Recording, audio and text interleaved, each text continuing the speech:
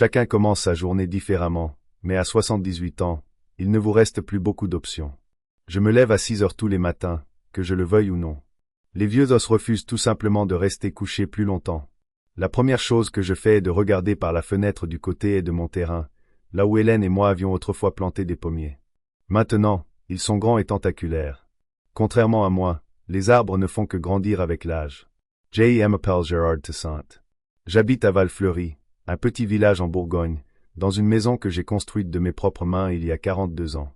La plupart des voisins avec qui nous nous sommes installés dans le coin ont depuis longtemps déménagé ou sont décédés. Il y a maintenant de jeunes familles autour de moi qui me saluent poliment quand elles me rencontrent, mais qui essaient de ne pas s'attarder pour parler au vieil homme.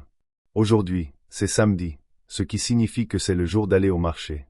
Il n'est qu'à 3 rues d'ici. Et cette promenade est l'un des rares plaisirs qui me restent dans la vie. J'enfile ma vieille chemise en flanelle, un pantalon en velours côtelé et une casquette de baseball. Hélène disait toujours que j'avais l'air d'un garçon têtu avec. C'est peut-être pour ça que je la porte encore. Avant de partir, je jette un coup d'œil à mon téléphone. Pas d'appel manqué, pas de message. Ma fille, Isabelle, n'a pas appelé depuis 2 semaines. Pas de surprise, cependant. Notre dernière conversation, comme d'habitude, s'est terminée par ses reproches. Tu as toujours été trop occupé pour moi, papa, a-t-elle dit.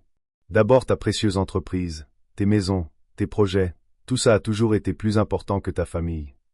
Je pourrais argumenter que c'est cette précieuse entreprise qui lui a permis de terminer ses études universitaires sans dette, d'acheter sa première voiture et d'obtenir de l'aide pour l'acompte de sa propre maison. Mais les années m'ont appris qu'il n'y a pas de gagnant dans ces disputes. En descendant la rue de la République, je fais un signe de la main à Paul Martin, quittant sa pelouse immaculée. Il doit avoir environ 65 ans. Un jeune selon mes critères. C'est le seul des voisins qui passe régulièrement pour une bière et pour regarder un match de rugby. « Comment ça va, Gérard » crie-t-il de l'autre côté de la pelouse. « Pas encore mort » réponds-je avec ma blague habituelle, et nous rions tous les deux. Le marché est animé et bruyant. J'achète des tomates à Monsieur Bernard, qui les cultive depuis 30 ans. Elles coûtent 2 fois plus cher qu'au supermarché, mais elles ont un vrai goût, pas le plastique à queue qu'ils vendent dans les magasins. « Comment va Isabelle » demande Monsieur Bernard pendant que je choisis les 3 fruits les plus rouges. « Bien » je réponds. Occupé par le travail et les enfants. Les mensonges sortent facilement. Personne ne veut entendre la vérité, que votre fille unique pense que vous êtes la source de tous ses problèmes et ne vous rend visite que lorsqu'elle a besoin de quelque chose. En rentrant chez moi, je ressens une légère douleur dans le bras gauche. Ce n'est rien de grave. C'est juste l'âge. C'est du moins ce dont je me persuade. Ce genre de douleur se produit de plus en plus souvent ces derniers temps, mais je suis trop têtu pour aller chez le médecin. Tout ce que font les médecins, c'est interdire tout ce qui procure du plaisir et prescrire des pilules qui me font me sentir encore plus mal. Ma maison m'accueille avec le silence. C'est une maison à 2 étages avec 4 chambres, trop grande pour un vieil homme solitaire, mais je ne peux pas me résoudre à la vendre. Chaque poutre, chaque clou dans cette maison contient mes souvenirs. Je me souviens d'avoir calculé la charge sur les planchers, comment j'ai construit la cheminée avec les pierres qu'Hélène et moi avions ramassées au bord de la rivière. Je me souviens d'Isabelle apprenant à marcher en se tenant aux rampes mêmes que j'avais sculptées dans du chêne. Après la mort d'Hélène il y a 8 ans, Isabelle a insisté pour que je vende la maison et que je déménage dans un EHPAD, un établissement pour personnes âgées. « Tu as besoin de soins, papa. Il y aura des gens de ton âge là-bas, » disait-elle. Mais je savais qu'en réalité, elle avait juste besoin de l'argent. Son mari, Richard, est un perdant qui saute d'un emploi à l'autre. Et ma fille a hérité de ma fierté, mais pas de mon sens des affaires. Je jette les tomates sur la table de la cuisine et je vais dans mon bureau, une petite pièce à l'arrière de la maison où tous mes papiers et outils sont rangés. C'est aussi là que se trouve ma vieille table à dessin. Les ordinateurs ne sont jamais devenus mes amis, même si j'ai certainement dû les utiliser pendant mes dernières années de travail. Au mur est accrochée une photo de moi, d'Hélène et d'Isabelle, âgées de 5 ans, devant la maison nouvellement construite. Nous sourions tous et je pense que c'était le dernier sourire sincère de ma fille à mon égard. Déjà au lycée, elle a commencé à prendre ses distances et, à 20 ans, elle avait transformé sa déception d'enfant en un ressentiment total envers le monde et surtout envers moi. Je n'ai jamais été un père parfait. Le secteur de la construction était exigeant, surtout au début, lorsque nous joignions à peine les 2 bouts. J'ai manqué quelques spectacles scolaires, quelques réunions parents-professeurs, mais j'ai toujours subvenu aux besoins de la famille. Je me suis toujours assuré qu'Isabelle avait tout ce dont elle avait besoin et plus encore. Hélène me comprenait. Elle savait que mon travail n'était pas une fuite de ma famille, mais un moyen d'assurer son avenir. Isabelle ne voyait que mon absence au dîner. Du placard, je sors un dossier avec le testament et d'autres documents. Après la dernière dispute avec ma fille, j'ai apporté quelques modifications. Je ne l'ai pas complètement exclue. Elle est de mon sang après tout, mais j'ai sécurisé la plupart des actifs de son mari peu pratique. J'ai créé une fiducie pour mes petits-enfants, Olivier et Sophie. L'argent servira à leur éducation, pas à une autre des idées commerciales de Richard qui, comme toutes les précédentes, échouera sûrement. La maison était une autre affaire. Après quelques allusions d'Isabelle sur le fait qu'il serait agréable de vendre cette grande vieille maison et de déménager dans un endroit plus petit, comprenez, donne-lui l'argent de la vente, j'ai décidé de prendre des précautions. Ayant travaillé dans la construction toute ma vie, je connaissais quelques astuces. Légalement, la maison était désormais protégée contre toute tentative de vente sans mon consentement exprès, même si Isabelle avait obtenu d'une manière ou d'une autre une procuration. Mon vieil ami et avocat, Thierry, m'avait aidé avec tous les documents nécessaires. En retournant à la cuisine, je ressens à nouveau la douleur dans mon bras, plus forte cette fois. Elle est accompagnée d'un léger vertige. Je m'agrippe au montant de la porte pour ne pas tomber. Peut-être devrais-je voir un médecin après tout. Non, c'est juste de la fatigue. J'ai besoin de plus de repos. Je me prépare un déjeuner simple, un sandwich jambon-beurre et une tomate fraîche. Je mange seul à la grande table en chêne qui accueillait autrefois une famille de 3 personnes et des amis les jours de fête. Maintenant, il n'y a que moi et mes pensées. Après le déjeuner, j'essaie de lire, mais les lettres se brouillent devant mes yeux. La télévision n'offre que de mauvaises nouvelles ou des émissions stupides. Je l'éteins et m'assois en silence, écoutant le tic-tac de l'horloge sur la cheminée, un cadeau de mariage des parents d'Hélène qui leur a survécu de plusieurs décennies. Le téléphone sonne brusquement et de manière inattendue. Le nom d'Isabelle s'affiche à l'écran. J'hésite une seconde avant de répondre. « Salut, papa ». Elle dit cela avec ce ton de voix spécial qui sort quand elle a besoin de quelque chose. « Comment vas-tu » ? Je vais bien, je réponds. Qu'est-ce qui ne va pas ? Qu'est-ce qui te fait croire que quelque chose ne va pas ? Elle essaie de paraître blessée, mais ce n'est pas très convaincant. Je peux juste appeler mon père. Bien sûr que tu peux, mais tu n'appelles pas d'habitude. Pause. Je l'entends soupirer doucement. D'accord, papa. Je dois te parler de la maison. Ça y est. Je savais que cette conversation aurait lieu tôt ou tard. Quoi, la maison ? Je demande, même si je connais déjà la réponse. Elle est trop grande pour toi. Tu es là-haut tout seul à monter les escaliers. C'est dangereux à ton âge. J'ai 78 ans, pas 108. Je peux monter les escaliers, sans problème. Mais pense à l'avenir, papa. Si tu vends la maison maintenant, alors que le marché est haut, tu pourras acheter quelque chose de plus petit et il te restera encore de l'argent pour. Pourquoi, Isabelle ? Je l'interromps. Pour ton mari et sa prochaine idée géniale. Richard essaie juste de subvenir aux besoins de sa famille. Sa voix s'élève. Contrairement à certains, il est au moins présent dans la vie de ses enfants. Une vieille blessure qu'elle ne manque jamais une occasion d'ouvrir. Je prends une profonde inspiration. Isabelle, je ne vends pas la maison. C'est ma maison. Je l'ai construite et j'y vivrai jusqu'à ma mort. Fin de la conversation. Tu es si égoïste. Tu l'as toujours été et tu le seras toujours. Elle crie dans le téléphone. Tu ne penses qu'à toi. Le mal de tête est grave. La pièce commence à tourner légèrement. Je dois y aller, dis-je, sentant que quelque chose ne va pas. Bien sûr, fuis la conversation comme tu le fais toujours, continue-t-elle. Mais sa voix semble maintenant venir de loin. J'essaie de me lever, mais mes jambes me lâchent. Mon téléphone tombe de ma main. La dernière chose que j'entends, c'est Isabelle qui crie dans le téléphone. Papa, papa, tu es là? Puis l'obscurité. Allongé sur le sol de mon salon. Je ne peux pas bouger. La moitié de mon corps ne m'obéit pas et une pensée tourne en boucle dans ma tête.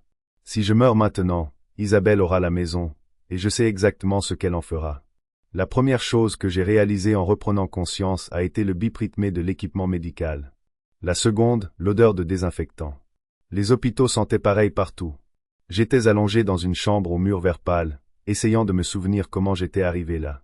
Une jeune infirmière a remarqué que j'avais ouvert les yeux et s'est approchée du lit. « Ah, monsieur Toussaint, vous êtes réveillé.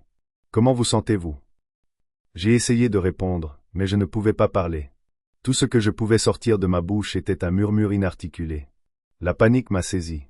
Je ne pouvais pas parler. « Ne vous inquiétez pas, » a dit l'infirmière, en ajustant l'oreiller sous ma tête. C'est normal après un AVC. La parole se rétablit souvent. Le docteur Dubois sera bientôt là pour tout vous expliquer. AVC. Le mot résonnait dans ma tête. Je me suis souvenu d'avoir parlé à Isabelle au téléphone. Je me suis souvenu de la faiblesse et des vertiges soudains, puis du vide. Votre voisin vous a trouvé, a poursuivi l'infirmière comme si elle lisait dans mes pensées. À Monsieur Martin, il est passé voir pourquoi vous n'aviez pas rendu sa tondeuse à gazon et vous a vu sur le sol. Vous êtes un homme très chanceux. S'il ne vous avait pas trouvé si rapidement, les conséquences auraient pu être bien pires. Paul, mon bon voisin, disait toujours que je devrais porter ce bouton d'appel d'urgence pour les personnes âgées. Maintenant, je dois admettre qu'il avait raison. Nous avons contacté votre fille, a ajouté l'infirmière. Elle a dit. Quelle serait la desquelles le pourrait? J'ai fermé les yeux. Isabelle, notre dernière conversation avait été une autre dispute au sujet de la maison. Je me demandais si elle était soulagée d'apprendre que j'étais en train de mourir. Peut-être qu'elle est déjà en train de réarranger mentalement les meubles ou de planifier comment elle dépensera l'argent de la vente. Le docteur Dubois s'est avéré être une petite femme aux cheveux noirs courts et au regard sérieux. Elle m'a examiné attentivement, a vérifié ma réponse pupillaire, a mesuré ma tension artérielle. À Monsieur Toussaint, vous avez eu un accident vasculaire cérébral ischémique, a-t-elle dit. Cela signifie que le flux sanguin vers une certaine partie de votre cerveau a été bloqué. Nous avons effectué une thrombolyse, une procédure qui aide à dissoudre le caillot. Vous avez de la chance d'être arrivé à temps. Elle parlait lentement et clairement, comme si j'étais non seulement paralysé mais aussi dément. Eh bien, peut-être que je l'étais. Le côté droit de votre corps est temporairement paralysé et vous avez une aphasie, un trouble de la parole. Mais avec une rééducation appropriée, il y a de bonnes chances d'une récupération significative. J'ai essayé de hocher la tête, mais même ce simple mouvement était difficile. Vous devez vous reposer. Pendant que vous êtes à l'hôpital, nous commencerons votre rééducation. Ensuite, vous devrez la poursuivre en ambulatoire. Le médecin est parti et je suis resté seul avec mes pensées dans mon corps à moitié paralysé.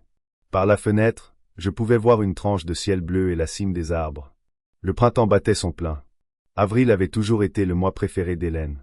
Avril, c'est quand la terre se réveille, disait-elle, planifiant avec enthousiasme ce qu'elle planterait dans le jardin. Hélène. 8 ans ont passé et je lui parle encore dans ma tête. Que dirait-elle maintenant? Probablement qu'elle me gronderait pour avoir ignoré les signes avant-coureurs. Elle avait toujours été plus attentive à la santé, la sienne et la mienne. Gérard, si je ne t'avais pas forcé à faire des bilans de santé, tu te serais tué avec ton travail il y a longtemps, disait-elle souvent. Et elle avait raison. Après sa mort, je n'ai vu un médecin qu'une seule fois, lorsqu'un rhume m'a traîné pendant 3 semaines et que j'ai commencé à tousser du sang. Il s'est avéré que c'était une pneumonie. Même à ce moment-là, je ne suis allé chez le médecin que parce que Paul a menacé d'appeler une ambulance si je ne le faisais pas moi-même.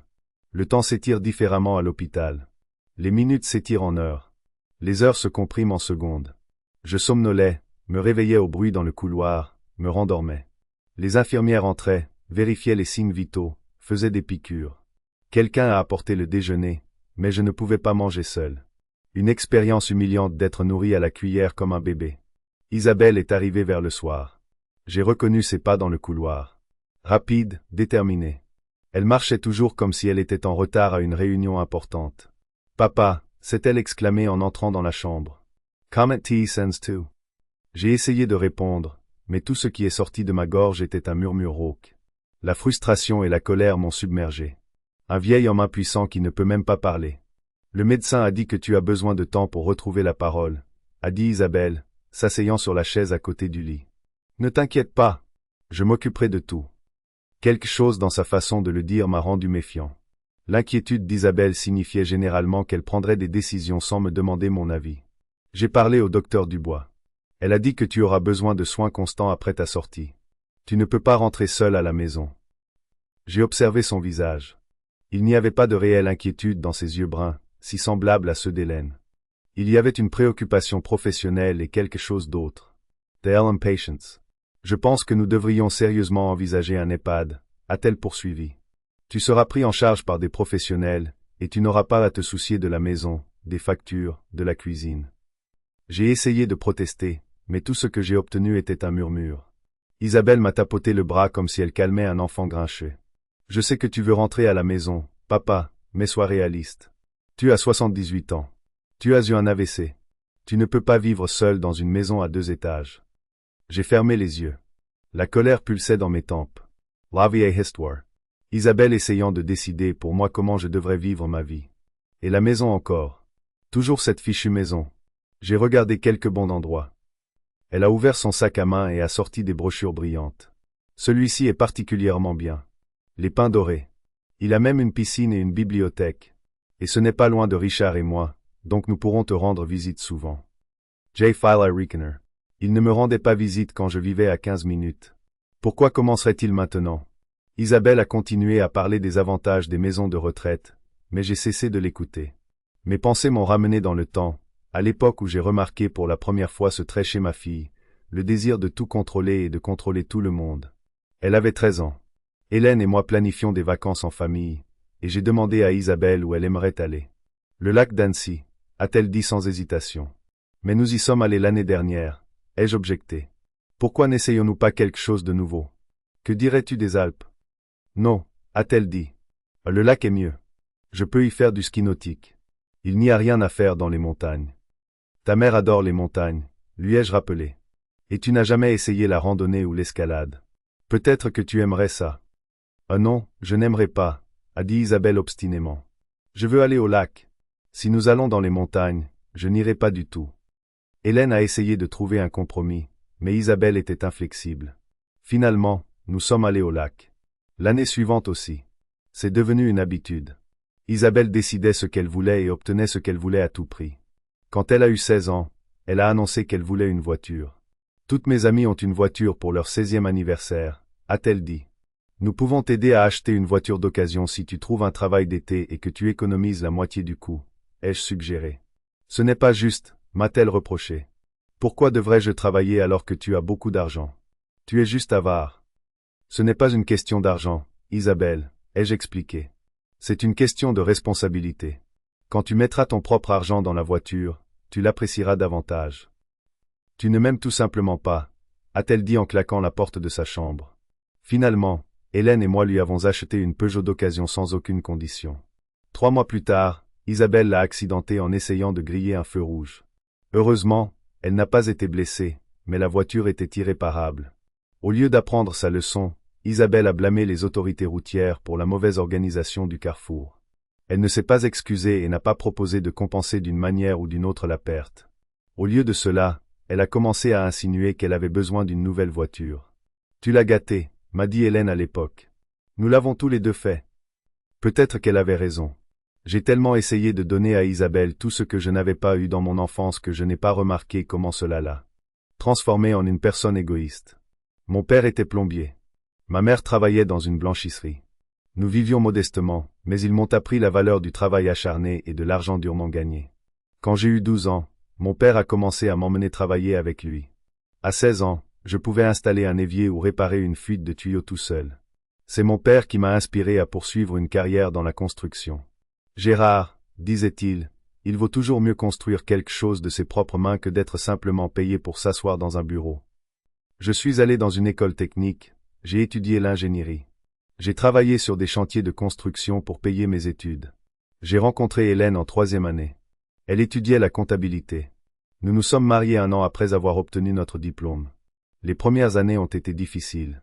Je travaillais pour une petite entreprise de construction, mais je rêvais d'avoir ma propre entreprise.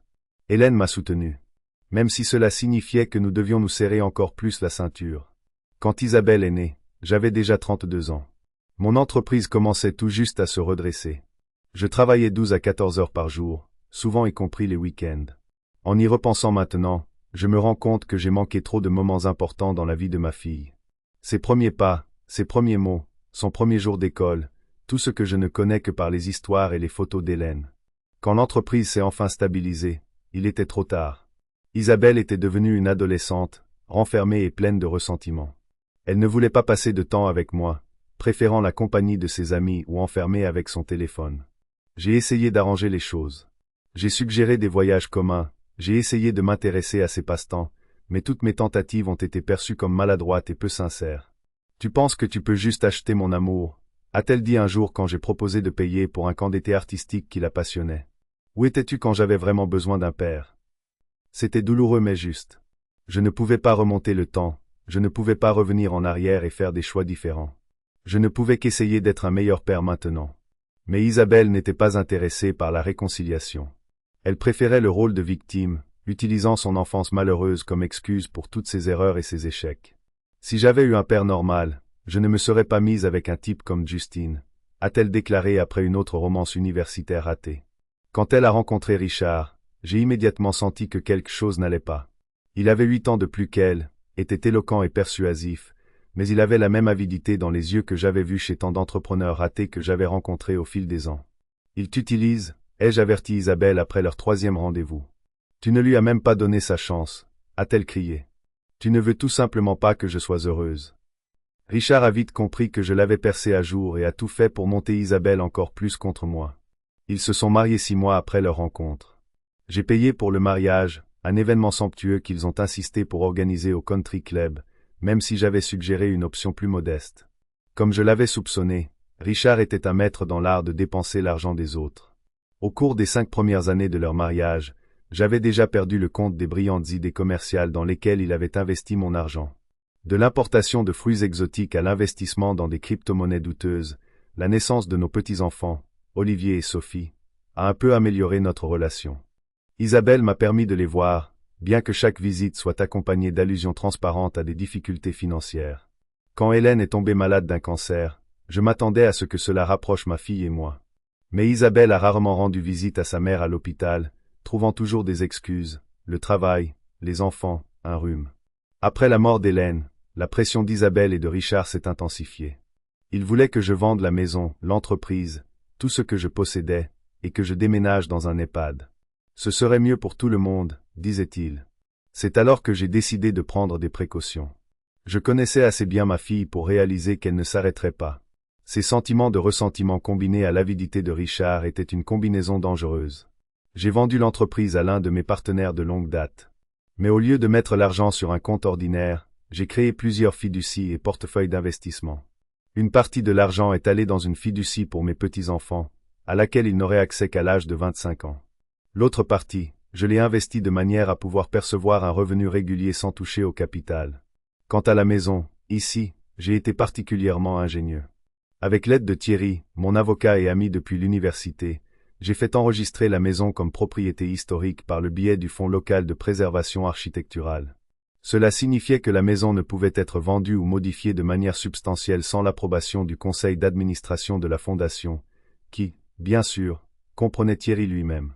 De plus, j'ai installé un système de sécurité de pointe avec des caméras activées par le mouvement qui envoyait des images non seulement à mon serveur domestique, mais aussi à un système de stockage cloud sécurisé auquel seul Thierry et moi avions accès. Peut-être que ces mesures semblaient paranoïaques. Mais des années dans le secteur de la construction m'ont appris à anticiper les problèmes avant qu'ils ne surviennent. Et dans le cas d'Isabelle, je sentais qu'elle ne reculerait devant rien pour obtenir ce qu'elle pensait lui revenir de droit. « Papa, tu m'écoutes ?» La voix d'Isabelle m'a ramené au présent.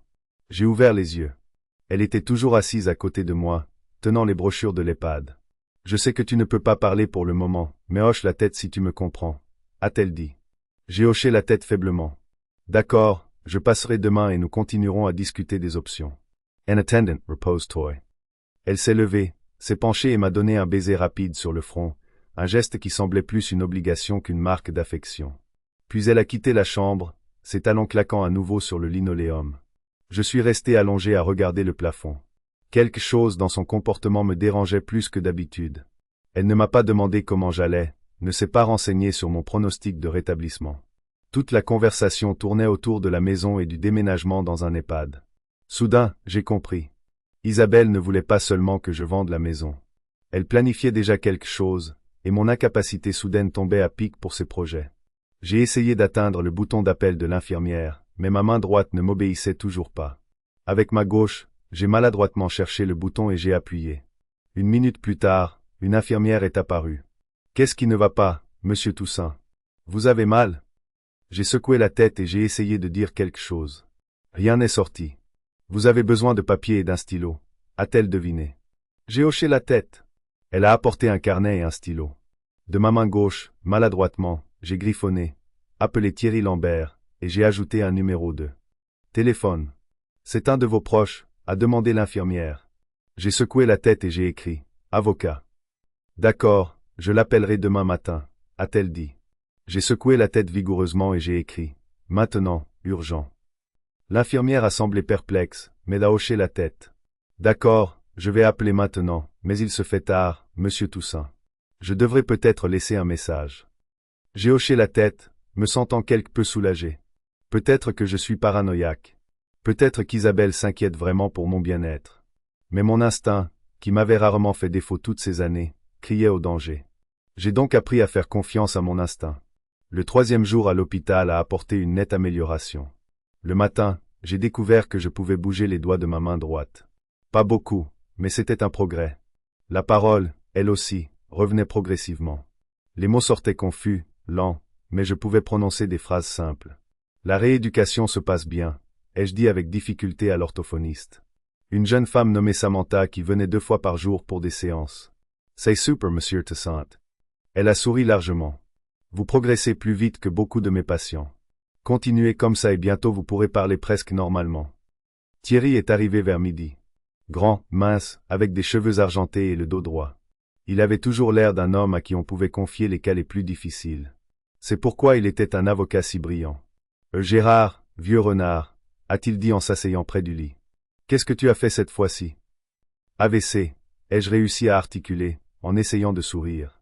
Ouais, l'infirmière me l'a dit. Tu m'as fait peur. Ses yeux derrière ses lunettes élégantes à monture fine scrutaient mon visage. Elle a aussi dit que tu avais insisté pour que je t'appelle d'urgence. Qu'est-ce qui s'est passé? Isabelle, ai-je dit, maison. Thierry a France las sourcils.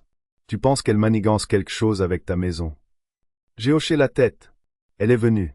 Parlait EHPAD. Thierry a sorti un carnet et un stylo de sa mallette. Tiens, ce sera plus facile. J'ai pris le stylo de la main gauche et j'ai écrit maladroitement. Vérifier les caméras de la maison. Thierry hoche la tête. Je vais le faire.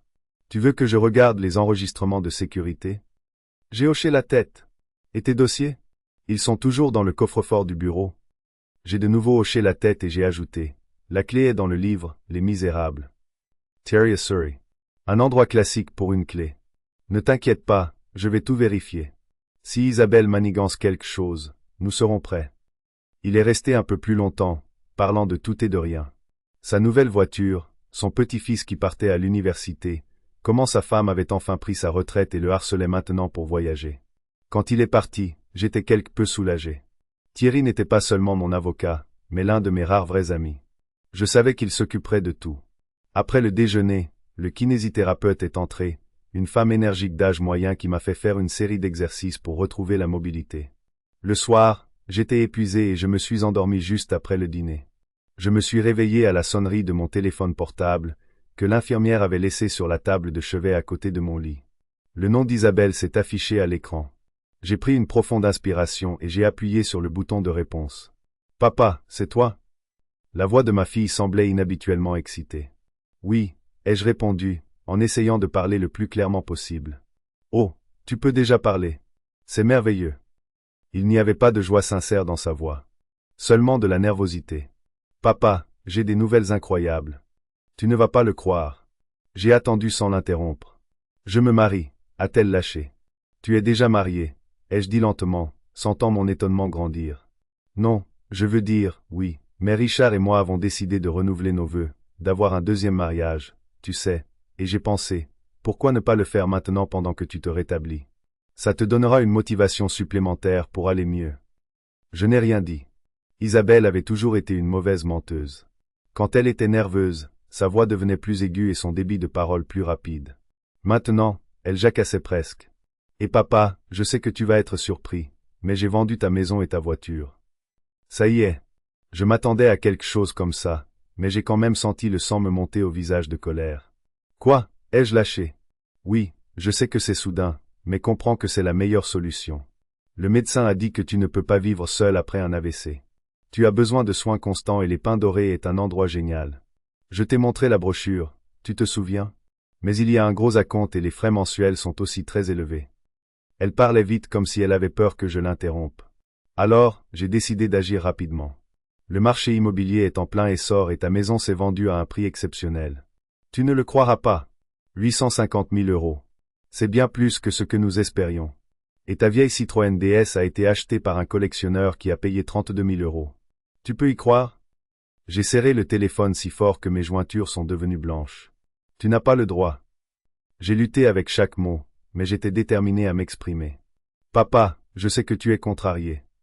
Sa voix est devenue insinuante. Mais c'est vraiment la meilleure solution. L'argent servira à payer ton séjour au Pain Doré, et le reste sera conservé sur un compte spécial pour tes dépenses supplémentaires. Tout ira bien. Tu verras. Isabelle, ai-je fait une pause, rassemblant mes forces. Tu as commis une erreur fatale. Il y a eu un silence au bout du fil. Que veux-tu dire, a-t-elle finalement demandé, un ton défensif dans la voix. Tu n'as pas le droit de vendre ma maison, ai-je dit lentement mais fermement. Ce n'est pas légal. Papa, ne sois pas stupide. Je suis ta fille et ta seule parente.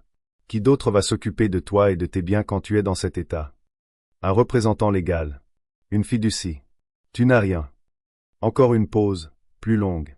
Papa, écoute. Son ton a changé, presque menaçant.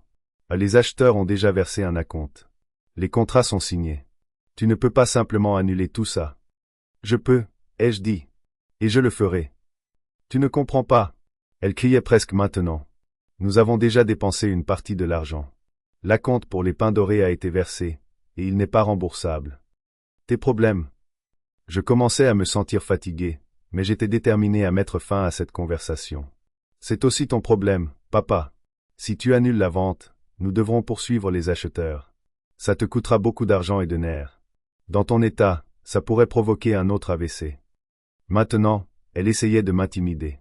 Tactique typique d'Isabelle. Si les choses ne vont pas dans son sens, utilisez la culpabilité ou la peur. D'accord, ai-je dit, en prenant une profonde inspiration. Mais il y a une chose que tu n'as pas prise en compte. Que veux-tu dire?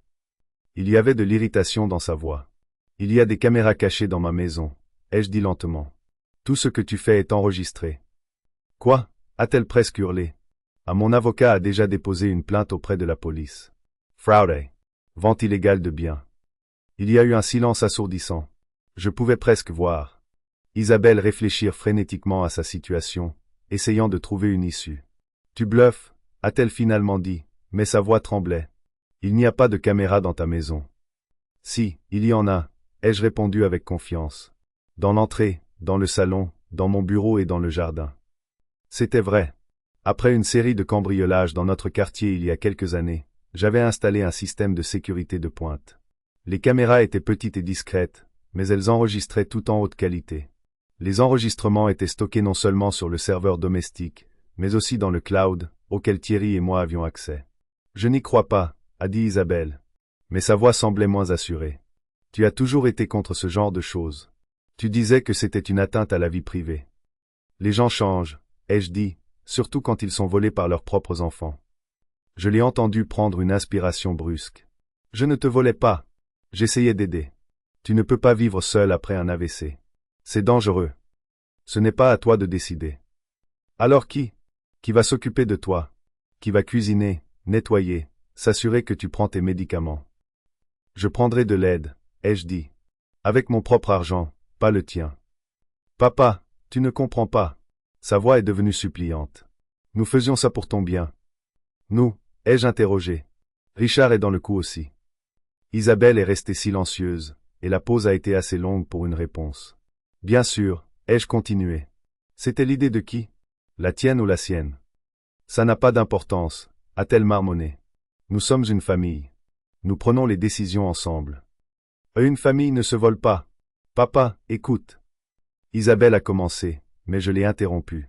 Non, toi, écoute. Je vais te donner une chance. Annule la vente. Rens Largent. Explique que tu as fait une erreur. C'est impossible, s'est-elle exclamée. Je t'ai dit que nous avons déjà dépensé une partie de l'argent. Pourquoi, ai-je demandé, même si je connaissais déjà la réponse. Pause. Pour l'acompte sur les Pains Dorés. Mensonge, ai-je dit. Pourquoi exactement? Une autre longue pause. Richard avait des dettes, a-t-elle finalement dit doucement. Nous avons utilisé une partie de l'argent pour les rembourser, mais ce n'est que temporaire. Nous rembourserons tout dès que sa nouvelle entreprise commencera à faire des bénéfices. J'ai souri amèrement. Une autre des brillantes idées commerciales de Richard. Combien y en a-t-il eu déjà? Dex? Quenz? Tout ont échoué. Quelle entreprise cette fois-ci? Ai-je demandé, sans cacher mon sarcasme. L'importation de matériaux de construction écologique de Scandinavie, a répondu Isabelle rapidement. C'est un marché en pleine croissance. Richard a déjà trouvé des fournisseurs et négocie avec des promoteurs locaux. Dans quelques mois, nous triplerons le montant investi. C'était la même vieille histoire. Des promesses bruyantes, une connaissance minimale du marché, un manque total d'expérience dans le domaine choisi. Du Richard tout craché. Combien avez-vous pris? Ai-je demandé. Quoi? Combien d'argent avez-vous dépensé jusqu'à présent? Isabelle a hésité. 100 000 euros, a-t-elle finalement admis. Mais nous le récupérons. Je le jure, papa. 100 000 euros. L'argent qu'il m'avait volé en vendant ma maison sans mon consentement. Ma propre fille. Tu as 3 jours, ai-je dit, ma colère pulsant dans mes tempes. Récupère l'argent et annule la vente, sinon je porte plainte. Tu ne feras pas ça. Sa voix semblait moins assurée. Tu n'enverrais pas ta propre fille en prison. Mets-moi au défi. Papa, pense aux petits-enfants. Que arrivera-t-il à Olivier et Sophie si leur mère? Vieille in prison? C'est la dernière arme d'Isabelle. Mes petits-enfants. Les seules personnes dans ce monde, à part Hélène, que j'aimais inconditionnellement. Ils seront mieux sans une mère qui leur apprend à tricher, ai-je dit. Bien que mes entrailles se soient nouées à l'idée de ce que cela ferait aux enfants. Monstre, a crié Isabelle. Tu l'as toujours été. Toute ma vie, tu n'as pensé qu'à toi, à ton argent, à ta précieuse maison. Jamais à moi, jamais à notre famille. Vieilles accusations, vieilles rancures. Je les ai entendues 1000 fois. 3 jours, ai-je répété. Après ça, je parle à la police. Papa, SILT plate. Sa voix est soudainement devenue pitoyable. Nous ne pouvons pas récupérer l'argent si vite. Donne-nous au moins un mois. 3 jours. J'étais inflexible. Et pas de contact avec les acheteurs de la maison. Mon avocat est déjà en contact avec eux. C'était un bluff. Je ne savais pas si Thierry avait déjà parlé aux acheteurs, mais Isabelle n'avait pas besoin de le savoir. C'est impossible, s'est-elle exclamée à nouveau.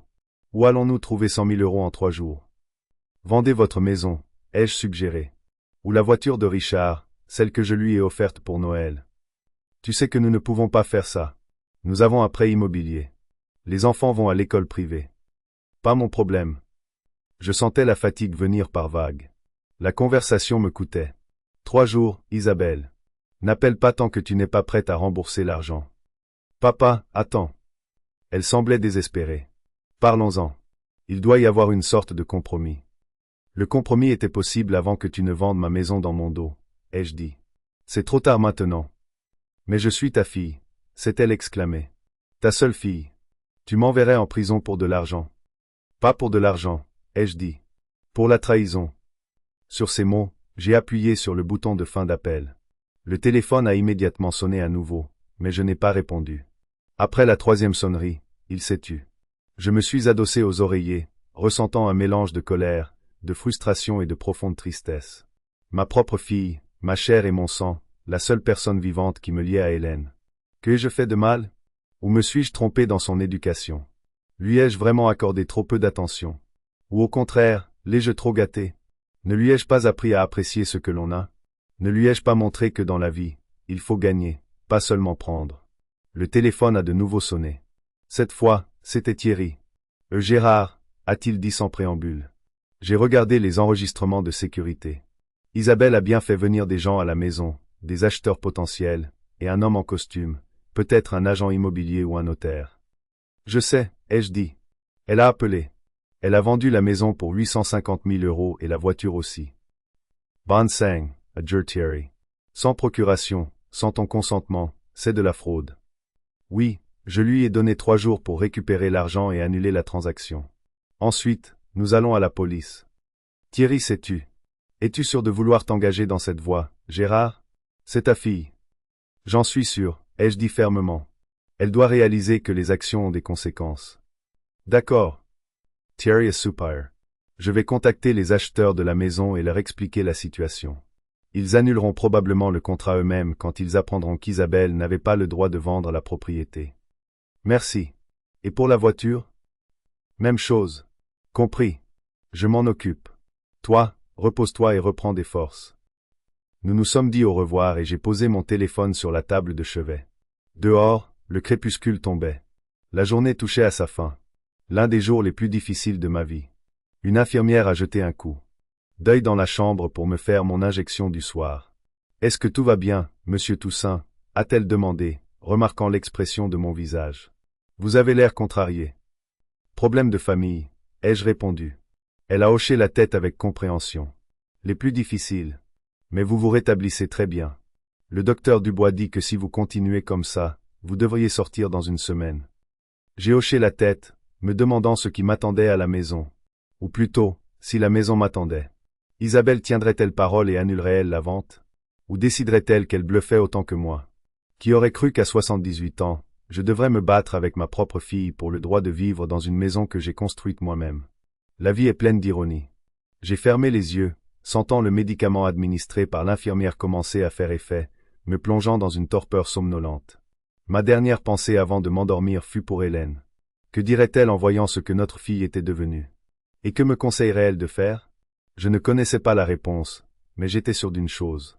Je ne laisserai pas Isabelle m'enlever la dernière chose qui me reliait au passé, à la vie que nous avions construite avec Hélène, même si je devais envoyer ma propre fille en prison pour cela. Le lendemain matin apporta de la clarté à la fois dans ma tête et dans le temps. La lumière du soleil filtrait par la fenêtre de la chambre d'hôpital, formant un rectangle doré sur le sol. Mon élocution continuait de s'améliorer. Les mots sortaient encore plus lentement que d'habitude, mais sans les pauses douloureuses entre les syllabes. Ma main droite allait mieux aussi, bien que mes doigts soient encore maladroits. À 10 heures du matin, une infirmière est entrée dans la chambre. « À Monsieur Toussaint, vous avez des visiteurs. 2 hommes, dont l'un s'est présenté comme votre avocat. »« Faites-les entrer, » ai-je répondu, en me redressant sur les oreillers. Thierry fut le premier à entrer, impeccablement vêtu comme toujours, portant une mallette en cuir foncé. Il était suivi d'un inconnu, un homme corpulent d'une quarantaine d'années en costume bleu foncé. Son regard las et sa posture droite lui donnaient l'air d'un policier, même sans son uniforme. Gérard. Thierry aimait serrer la main gauche. Voici l'inspecteur Lefebvre de la brigade financière. Le détective a hoché la tête et m'a également serré la main. Monsieur Toussaint, je suis heureux de voir que vous allez mieux. Maître Lambert m'a parlé de votre situation. Je dois vous poser quelques questions si cela ne vous dérange pas. Bien sûr. J'ai montré les chaises près du lit. Asseyez-vous. Ils se sont assis l'un à côté de l'autre et l'inspecteur a sorti un petit carnet. À Monsieur Toussaint, confirmez-vous que votre fille Isabelle Coleman a vendu votre maison et votre voiture sans votre consentement ni votre connaissance? Oui, ai-je répondu fermement. Elle m'a appelé hier et m'en a informé comme un fait accompli. Madame Coleman avait-elle des droits légaux pour disposer de vos biens? Procuration, copropriété, quelque chose de ce genre? Non, elle n'en avait pas. Je ne lui ai jamais donné de procuration. La maison et la voiture sont enregistrées à mon nom uniquement. Lefebvre a pris une note dans son carnet. Selon Maître Lambert, vous avez des enregistrements vidéo de Madame Coleman faisant visiter votre maison à des acheteurs potentiels. J'ai regardé Thierry et il a hoché la tête. Oui, j'ai un système de vidéosurveillance installé. Maître Lambert a examiné les images et peut vous les fournir. Il l'a déjà fait, a interrompu Thierry. J'ai envoyé les fichiers à l'inspecteur Lefebvre ce matin. Lefebvre a de nouveau hoché la tête. À Monsieur Toussaint, savez-vous qui a acheté votre maison? Avez-vous des informations sur les acheteurs? Non, j'ai secoué la tête. Isabelle a seulement dit qu'elle avait vendu la maison pour 850 000 € et la voiture pour 32 000 €. Elle n'a pas donné de détails sur les acheteurs. Je vois. Ah, l'inspecteur a pris une autre note. Et savez-vous où se trouve actuellement l'argent de la vente? J'ai soupiré. Isabelle a admis qu'elle et son mari avaient déjà dépensé 100 000 € pour rembourser certaines dettes de son mari et financer sa nouvelle entreprise. Le reste, je suppose, est toujours en leur possession. Lefebvre has less sources. Donc, non seulement ils ont vendu illégalement votre propriété, mais ils ont déjà dépensé une partie de l'argent. Exactement, ai-je confirmé. L'inspecteur a fermé son carnet. Monsieur Toussaint, sur la base des informations et des preuves vidéo fournies, nous avons toutes les raisons de porter des accusations criminelles contre votre fille pour fraude et détournement de biens. Ce sont des accusations graves qui pourraient entraîner une peine de prison. Êtes-vous sûr de vouloir poursuivre? J'ai senti une lourdeur dans ma poitrine. C'est une chose de menacer Isabelle avec la police, en espérant qu'elle revienne à la raison. C'en est une autre de poursuivre réellement sa propre fille.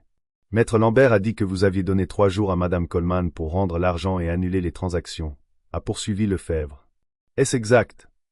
Oui, ai-je confirmé. Hier, je lui ai dit que si elle réglait les choses dans les 3 jours, je n'irais pas à la police, mais franchement, je ne crois pas qu'elle puisse le faire. Nous avons déjà contacté les acheteurs de la maison, a interrompu Thierry. La famille Mercier. Ils ont été choqués d'apprendre qu'Isabelle n'avait pas le droit de vendre la maison. Ils sont prêts à annuler la transaction, mais ils veulent récupérer leur acompte. 120 000 euros. Et la voiture, ai-je demandé. À l'acheteur de la Citroën est un collectionneur de Lyon. Il est également prêt à rendre la voiture, mais il veut aussi récupérer son argent. J'ai hoché la tête. C'était logique. Mais si Isabelle et Richard ont déjà dépensé 100 000. Exactement. Thierry avait l'air inquiet. Il devrait trouver cet argent quelque part pour rembourser les acomptes. L'inspecteur Lefebvre a fermé le carnet et l'a rangé dans la poche intérieure de sa veste. À Monsieur Toussaint, je réalise que c'est une situation délicate étant donné que nous parlons de votre fille. Donc, ce que je propose, c'est ceci. Nous allons tout préparer pour porter plainte, mais nous attendrons 3 jours comme vous et votre fille en avez convenu. Si d'ici là, elle a rendu l'argent et annulé les transactions, vous pouvez décider de ne pas porter plainte. Sinon, nous procéderons. Merci. J'étais reconnaissant de cette approche. Mais je veux que vous sachiez que je suis sérieux dans mes intentions. Si Isabelle ne règle pas les choses, je suis prêt à aller jusqu'au bout. Je comprends. L'inspecteur a hoché la tête. Nous vous tiendrons informés. Remettez-vous bien, Monsieur Toussaint. Après le départ de l'inspecteur, Thierry est resté. Il avait l'air préoccupé. Gérard, es-tu vraiment prêt à envoyer Isabelle en prison? J'ai regardé par la fenêtre pendant un long moment avant de répondre. Tu sais, Thierry, quand Hélène était mourante, elle m'a fait promettre. Prends soin de notre petite fille, a-t-elle dit. Toutes ces années, j'ai essayé d'honorer cette promesse. J'ai donné de l'argent à Isabelle quand elle en avait besoin. J'ai aidé avec l'acompte de leur maison. J'ai payé l'école privée des petits-enfants. Et qu'ai-je obtenu en retour? Une fille qui attend que je meure pour toucher son héritage. Et quand je tombe malade, essaie de voler tout ce que j'ai. Thierry écoutait en silence. Peut-être que j'ai été un mauvais père, ai-je continué. Peut-être que j'ai trop travaillé et que je n'ai pas passé assez de temps avec elle quand elle était enfant. Mais cela n'excuse pas ce qu'elle a fait. Parfois, je pense que la meilleure chose que je puisse faire pour elle maintenant est de lui montrer que les actions ont des conséquences, même si ces conséquences sont douloureuses. Je comprends, a dit Thierry doucement. Mais la prison, Gérard, ça pourrait ruiner sa vie. Et elle n'a pas pensé à ruiner ma vie, moi, ai-je objecté. La maison que j'ai construite de mes propres mains. Les souvenirs de la vie avec Hélène, tout ce qu'il me restait. Elle était prête à me l'enlever, et elle n'y a même pas pensé à 2 fois. Thierry a soupir. J.N.E.T. contretas pas. Je veux juste m'assurer que tu sais ce que tu fais. Je le sais, ai-je dit fermement. Et je lui donne encore une chance de réparer les choses. Si elle trouve un moyen de récupérer l'argent et d'annuler les transactions, tant mieux. Sinon, qu'elle assume la responsabilité de ses actes. Vers le soir, Paul, mon voisin, m'a rendu visite. Il a apporté un panier de fruits et m'a dit qu'il avait vu des objets sortir de ma maison, y compris une horloge ancienne de la cheminée, un cadeau de mariage des parents d'Hélène. J'ai immédiatement appelé Thierry, qui a promis de vérifier les prêteurs sur gages locaux et les magasins d'antiquités. Plus tard, Isabelle a appelé, la voix paniquée. Papa, la police est venue nous voir. Ils posaient des questions sur la maison, sur la vente. Qu'est-ce qui se passe? Je t'avais prévenu, ai-je répondu calmement. Si tu n'annules pas la transaction et ne rends pas l'argent, j'irai à la police. Mais ils sont déjà là, s'est-elle exclamée. Ils ont dit qu'ils pourraient porter plainte contre moi pour fraude. C'est un crime, papa. Oui, la fraude est un crime, ai-je convenu. Et c'est exactement ce que tu as commis. Elle a commencé à menacer, à supplier, à m'accuser de cruauté, me rappelant mes petits-enfants, mais j'étais inflexible. Tu as 2 jours pour rendre l'argent et annuler les transactions, sinon il y aura des conséquences. Richard a appelé ensuite, essayant de trouver un compromis. Il a même proposé de vendre leur maison pour rendre l'argent aux acheteurs. Mais quand j'ai mentionné les objets sortis de la maison, en particulier l'horloge, il a semblé vraiment surpris. Je n'étais pas au courant de ça, a-t-il marmonné. Isabelle a dit qu'elle allait seulement prendre quelques photos et des objets personnels qui lui appartenaient. Le lendemain matin, Thierry est arrivé avec des nouvelles. Il avait trouvé mon horloge dans un magasin d'antiquités. Isabelle l'avait vendue pour 8 000 euros. De plus, elle avait retiré 200 000 euros du compte joint. Gérard, je ne veux pas t'alarmer, mais il est possible qu'Isabelle prépare sa fuite, a dit Thierry. Le même jour, l'inspecteur Lefebvre a déclaré qu'ils avaient ouvert une enquête officielle. Isabelle a été prise en photo et ses empreintes digitales ont été relevées pour le dossier de police. Elle a été libérée sur parole, mais si elle ne rendait pas l'argent et n'annulait pas les transactions dans le délai imparti, elle serait accusée de fraude, de vol et de détournement de biens. Ce soir-là, Isabelle est arrivée à l'hôpital, pâle, les yeux rougis de larmes. Papa, Tu ne peux pas me faire ça, a-t-elle dit en s'asseyant près du lit. Ça ruinerait ma vie.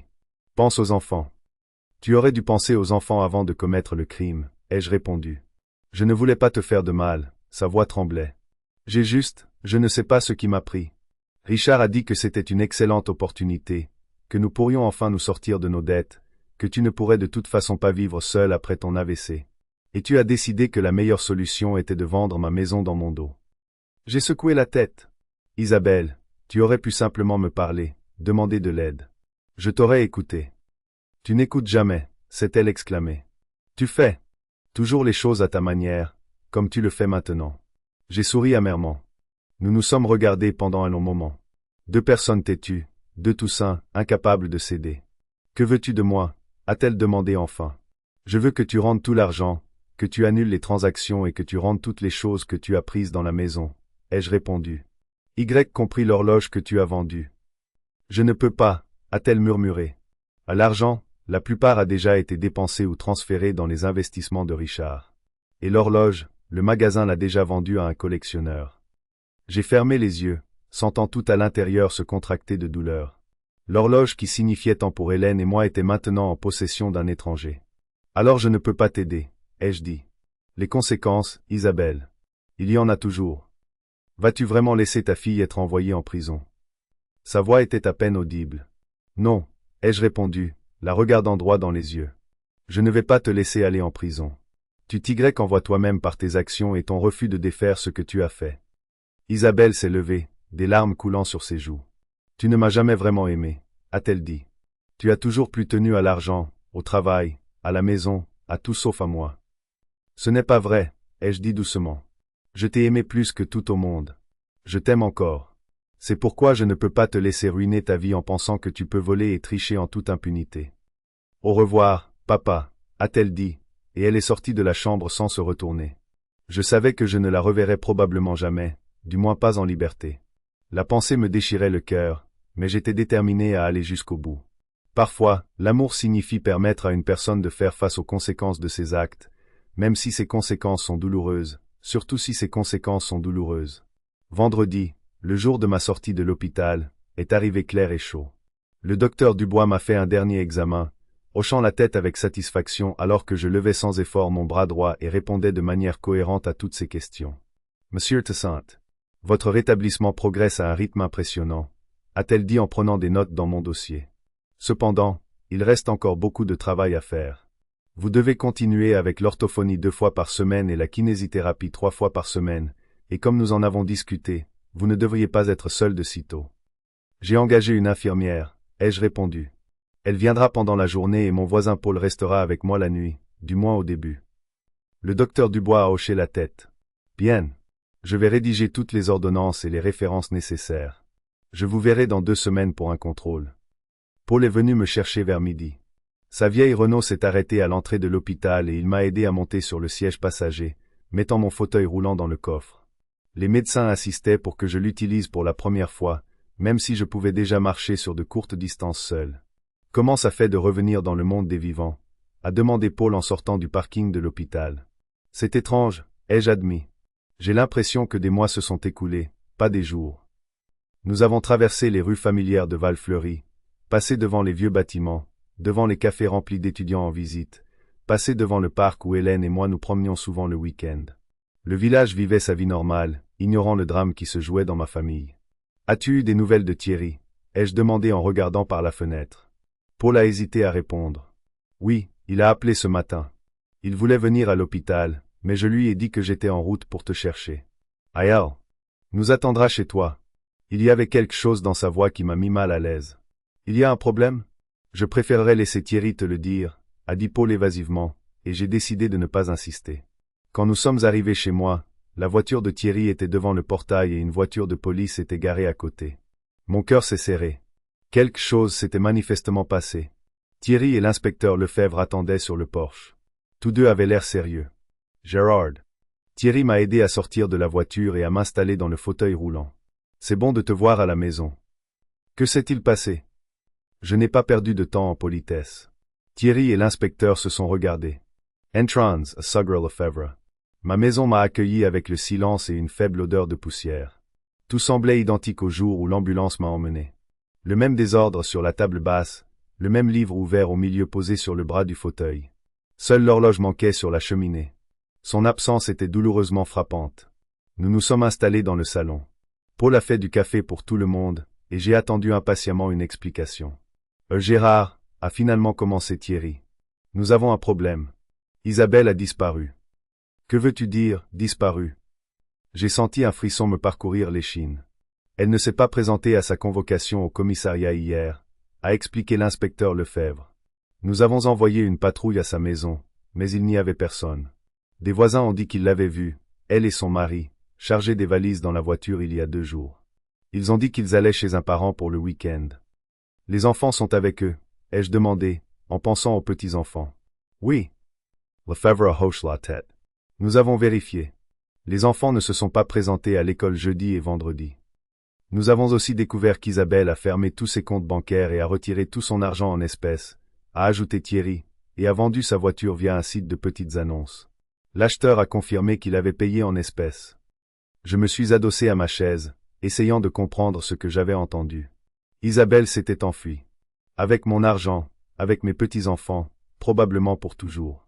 Nous avons lancé un avis de recherche, a dit l'inspecteur Lefebvre. Mais s'ils ont franchi les frontières, ou pire, sont partis à l'étranger, ils seront plus difficiles à trouver. Vous pensez qu'ils ont pu quitter le pays? J'ai senti la panique monter en moi. C'est possible, a admis Lefebvre. Nous n'avons pas de traces de billets d'avion achetés à leur nom, mais ils auraient pu utiliser des transporteurs privés ou franchir la frontière vers l'Espagne en voiture. J'ai fermé les yeux, ressentant un mélange de colère et de profonde tristesse. Une partie de moi voulait crier de rage.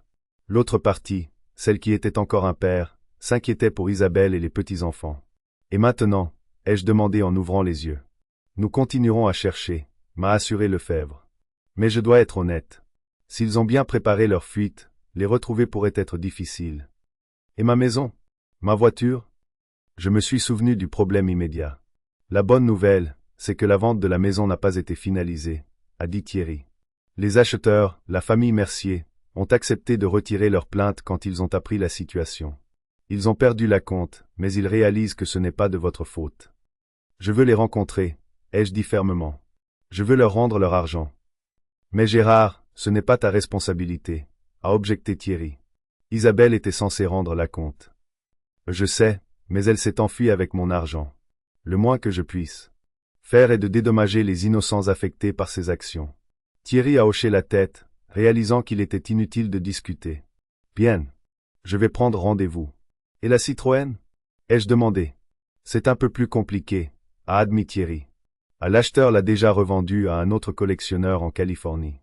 Nous pourrions intenter un procès, mais cela prendrait du temps. J'ai soupiré. La voiture m'était chère, mais cela semblait le moindre de mes problèmes pour le moment. D'accord, nous nous en occuperons plus tard. Et les affaires qu'elle a prises de la maison? Nous avons pu récupérer l'horloge, a dit Thierry, et son visage s'est éclairé de son premier sourire de la journée. L'antiquaire a accepté de la racheter au collectionneur à qui il l'avait vendue. J'ai senti la tension se relâcher un peu. Merci, Thierry. Ça signifie beaucoup pour moi. Après le départ de l'inspecteur Lefebvre, Thierry est resté pour discuter des prochaines étapes. Nous avons décidé qu'il commencerait le processus d'annulation légale de toutes les procurations et documents qui pourraient donner à Isabelle des droits sur ma succession à l'avenir. Et je pense que tu devrais changer ton testament, a suggéré Thierry. Compte tenu des circonstances. J'ai hoché la tête lentement. La pensée d'exclure complètement Isabelle de l'héritage était douloureuse, mais inévitable. Oui, tu as raison, mais je veux laisser quelque chose à mes petits-enfants. Ils ne sont pas responsables des actions de leur mère. Nous pourrions créer un fonds en fiducie pour eux, a suggéré Thierry, avec la stipulation qu'ils ne pourront accéder au fonds qu'à un certain âge et nommer un fiduciaire indépendant sans lien avec Isabelle. Faisons cela, ai-je convenu. Paul, qui était resté assis tranquillement dans le coin tout ce temps, a finalement pris la parole. Gérard, je sais que ce n'est pas le meilleur moment, mais je dois dire quelque chose. Tu n'es pas seul. Tu as des amis qui tiennent à toi. Moi, Thierry, beaucoup d'autres. Nous allons t'aider à traverser ça. J'ai regardé les 2 hommes, mon avocat et mon voisin, qui étaient devenus plus proches que ma propre fille. L'amertume de la perte se mêlait à un chaleureux sentiment de gratitude. Merci à vous 2. Je ne sais pas ce que j'aurais fait sans vous. Les jours suivants ont été remplis de procédures médicales, de visites chez l'orthophoniste et le kinésithérapeute, et de conversations avec des avocats et la police. Ma condition physique s'est améliorée plus rapidement que les médecins ne l'avaient prédit, mais mes blessures émotionnelles ont mis plus de temps à guérir. Chaque soir, je m'asseyais dans mon fauteuil, regardant l'horloge de retour sur la cheminée, et je pensais à Isabelle, à mes petits-enfants, à l'endroit où ils se trouvaient maintenant et si je les reverrais un jour. Le 3e jour après mon retour à la maison, Thierry a amené la famille Mercier, un jeune couple avec 2 jeunes filles. Il semblait un peu tendu en entrant dans ma maison, mais j'ai essayé de créer une atmosphère détendue. À monsieur et madame Mercier, je suis vraiment désolé de ce qui s'est passé, ai-je dit alors que nous nous installions dans le salon. À ma fille a agi sans ma connaissance ni mon consentement. Nous comprenons, monsieur Toussaint, a répondu Jacques Mercier, un jeune homme d'environ 35 ans au visage ouvert. À l'inspecteur Lefebvre nous a expliqué la situation. Nous sommes vraiment désolés que vous soyez dans cette position. Nous voulions juste une belle maison pour nos filles, a ajouté sa femme, Émilie, en serrant leur plus jeune fille dans ses bras. Nous avons vraiment aimé votre maison, mais nous ne voulons pas de problème. J'ai regardé leurs enfants, une fille aux cheveux blonds d'environ 8 ans, et une petite fille qui n'avait pas plus de 4 ans. Elle me rappelait mes petits-enfants, et mon cœur s'est serré de douleur. Je veux vous rembourser la compte, ai-je dit en sortant le chéquier que j'avais préparé à l'avance. 120 000 €. Vous n'avez pas à souffrir à cause des actions de ma fille. Jacques a semblé surpris. À monsieur Toussaint, vous n'êtes pas obligé de faire ça. Légalement, c'est la responsabilité de votre fille. Je sais, j'ai hoché la tête. Mais c'est la bonne chose à faire. Et je me sentirai mieux si je répare ce qu'elle a fait. J'ai rédigé un chèque et je l'ai tendu à Jacques. Il l'a pris avec une hésitation évidente. Je ne sais pas quoi dire, monsieur Toussaint. C'est très noble de votre part. Dites-moi, vous cherchez toujours une maison, ai-je demandé, soudain frappé par une idée. Oui, a répondu Émilie. Mais il n'y en a pas beaucoup sur le marché dans notre fourchette de prix en ce moment. J'ai échangé un regard avec Thierry, et il a hoché la tête faiblement, comprenant ma pensée. Et si? J'ai fait une pause, réfléchissant à ce que je disais. Et si je vous vendais la maison à un prix juste, avec toutes les formalités légales? Les Mercier semblaient stupéfaits. Mais, nous pensions que vous ne vouliez pas vendre la maison, a dit Jacques. Je ne le voulais pas quand Isabelle a essayé de me forcer, ai-je admis. Mais maintenant que je regarde votre famille, cette maison est trop grande pour un vieil homme solitaire. Il devrait y avoir des enfants ici. Des rires, de la vie. Comme quand Hélène était vivante et qu'Isabelle était petite. Vous êtes sûr, a demandé Émilie. Mais il y avait de l'espoir dans ses yeux. J'en suis sûr, j'ai hoché la tête. Bien sûr, il me faudra un certain temps pour trouver un nouvel endroit où vivre et pour faire mes cartons. Mais si vous êtes prêt à attendre quelques mois, la maison est à vous. Jacques et Émilie se sont regardés, se consultant silencieusement. Nous serions ravis, monsieur Toussaint, a finalement dit Jacques. Mais seulement si vous le voulez vraiment. Je le veux, ai-je dit. Et pour la première fois depuis longtemps, j'ai senti que je prenais la bonne décision. Thierry s'occuperait des formalités administratives, et cette fois, ce serait légal. Après le départ des Mercier, Thierry m'a regardé avec surprise. Tu es sûr, Gérard? Je pensais que tu ne voudrais jamais te séparer de cette maison. Je le pensais aussi, ai-je admis. Mais les événements récents m'ont fait reconsidérer beaucoup de choses. Cette maison est pleine de souvenirs, bons et mauvais. Il est peut-être temps de créer de nouveaux souvenirs dans un nouvel endroit. Et où vas-tu déménager? J'ai regardé par la fenêtre, pensif. J'ai pensé à une petite maison au bord du lac. Tu te souviens quand nous sommes allés pêcher là-bas l'été dernier? J'aime ce quartier. Calme, paisible, la nature à proximité. Thierry hoche la tête. Bon choix. Je t'aiderai à trouver la bonne. Au cours du mois suivant, je me suis lentement rétabli physiquement et j'ai reconstruit ma vie. J'ai rencontré des agents immobiliers, j'ai examiné des options de maison et j'ai commencé à trier mes affaires, décidant de ce que j'emporterais avec moi dans ma nouvelle vie et de ce que je laisserais derrière moi. Il n'y avait aucune nouvelle d'Isabelle. La police a poursuivi ses recherches, mais il n'y avait aucun signe d'elle.